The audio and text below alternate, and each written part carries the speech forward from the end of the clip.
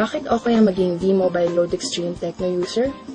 Dahil sa Pilipinas, 60 million ang subscribers sa iba-ibang network.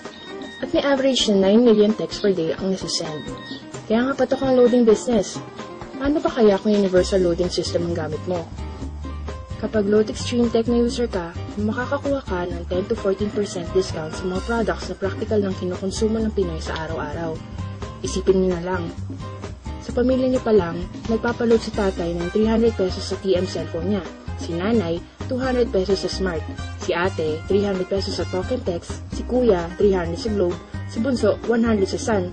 Sa isang linggo, 168 na ang savings mo. Sa isang buwan, 672. Ito na ang natipid nyo. Paano pa kaya kung business mo to? Sa V-Mobile Load Extreme, sakop na ng business mo ang Globe, Sun, Smart, Talk and Text, Red at TM prepaid products. Pati Bayantel, PLDT, Dream Satellite, Sky Cable at TFC prepaid services pwede na rin. Pati nga mga prepaid internet load gaya ng Blast, ISP, Smart Bro, Sun Broadband at PLDT Vibe. At kung may internet shop ka pa, kaya mo na rin mag-load ng internet games gaya ng Amp, Level Up, Garena at marami pang iba. Lahat ng ito kaya mong gawin gamit ang existing cellphone at SIM mo sa Load Extreme.